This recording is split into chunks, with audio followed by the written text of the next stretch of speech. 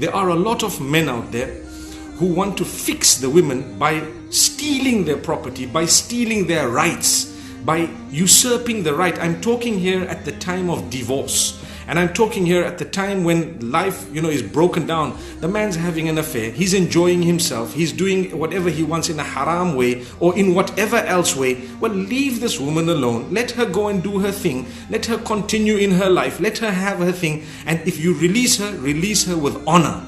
That's the sign of a Muslim. You're holding somebody's money, throw your ego, give it. You're holding somebody's property, throw your ego, give it. You don't throw your ego, you're going to pay a price for it. And I'm not mincing my words. You will pay. And that payment will be very, very heavy. Remember this. Who encourages very strongly that you do courses before you get married on marriage and marital life. What is it that is required of me and what am I owed? So you know not to be trampled upon and you also know not to trample upon. Respect each other. Come on, come on. When we are holding the property of other people, we should be ashamed of ourselves. Totally ashamed. It's not like they need it or don't need it. It's their right. It's their property. How can you steal the mahr of your wife? You haven't given it. How?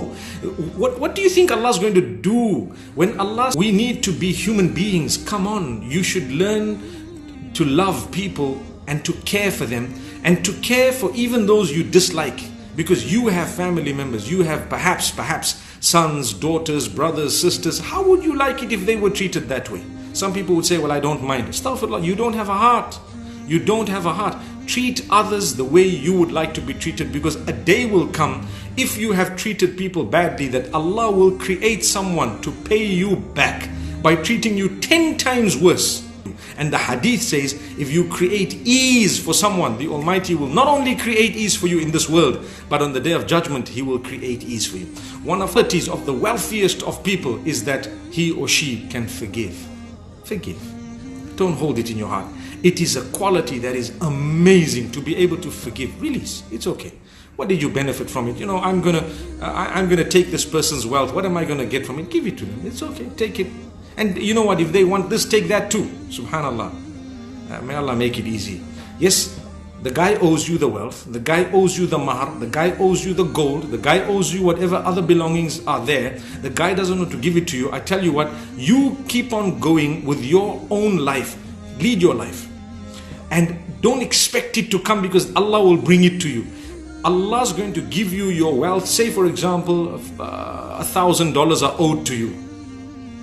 Allah will give you that 1,000 in another way, because it's written for you, it's meant for you. You might get a good deal, you might get a good job, you might get something else that's worth that 1,000, and Allah says your 1,000 is back to you. And you know what? That person has 1,000 that is not theirs. Allah will take it away from them in one way or another. So wealth will definitely get to who it belongs to. When you release someone with honor, that's what the Quran says, that if you're giving them a divorce, do it with honor and respect. Today, I witness non-Muslims with such honor and dignity, they divorce in a way that the children are least affected. But get to the Muslims, the holier they are, the wealthier they are, the dirtier the divorce. They pretend like Qiyamah came and that's it. But you were intimate with this person, you had kids with this person, and today you want to ban the kids from seeing their mum or their dad. You want to tell them how evil this person is. Don't involve your kids in the mess. Don't involve your children in your mess. That was a mess between you and the father or the mother of that particular or those children. If you were to make the kids counselors at the age of 8 and 5, I promise you it will stunt their growth.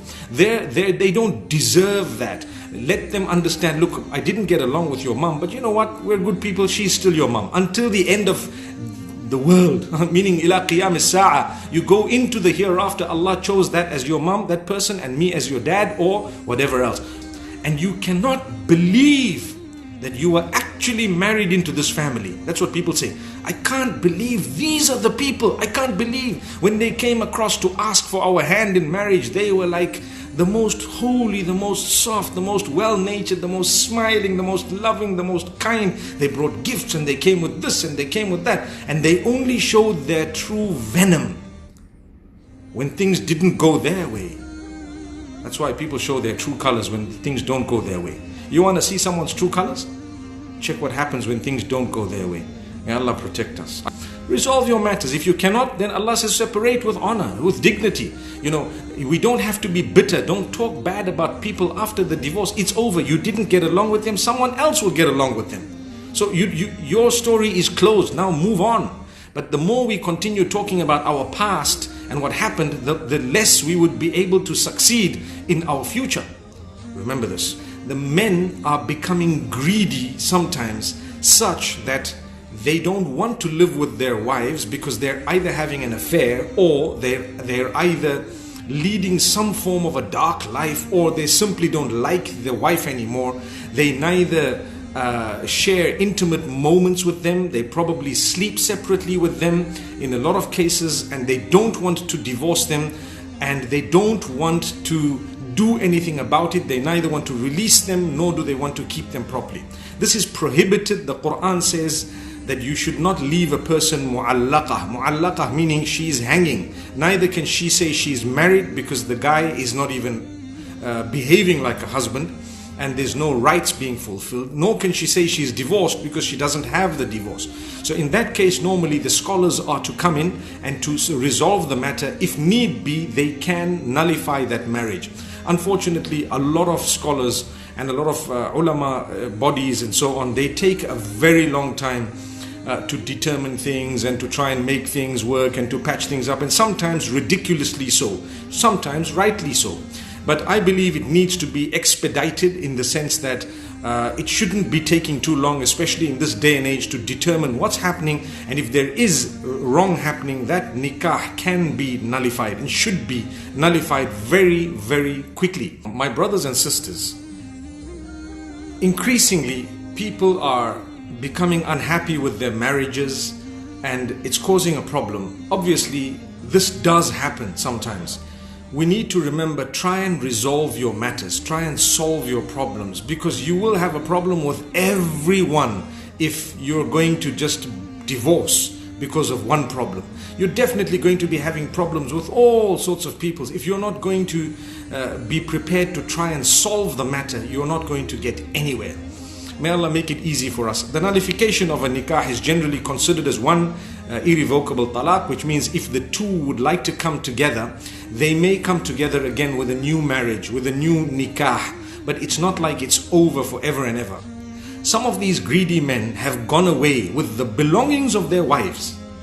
They go away with the belongings of their wives. Just today, I was dealing with a case where someone went away with the jewelry that the parents of this woman gave her at the time of marriage. And this guy, he thinks it's his right. He's been having an affair, or he's been, wrong. He married someone not wanting to marry her, probably because his parents told him that we don't want you to marry the person you want to marry. So now he married someone else, and when he didn't touch her, or he didn't even fulfill her rights in any way, he didn't treat her like a wife, what happened is the marriage was falling apart. Now they're prepared to give a divorce, but they're saying that, you know what, whatever gold was given to you is now ours. We're not going to give it back to you, and we want, we're not going to give you anything, and even the mahr, we're not going to give it back to you. We're not going to give it to you. My brothers, my sisters, that mahr is owed to the woman. It is owed to her. It's her right. If you don't give it to her, Allah will take it from you through sickness, through accidents, through some form of disaster. That money is not yours. Allah will take it from you. So rather give it like a good boy, give it properly, than to be a bad person and wait for Allah to take it away from you through your hospital bills. That's just an example. That is just an example. He can take it from you in any way he wishes, but he will take it from you. It's not yours. And you would still have earned the sin of not having given it to its rightful owner. The same applies. Her bangles, her things, her belongings, you're not returning them, you're not giving them. Allah will take it from you in another way. Through sickness, like I said, through disease, through accidents, through stress, through whatever else. It will go from you without a doubt. Allah does not leave people to oppress others. He gives you a chance to resolve the matter.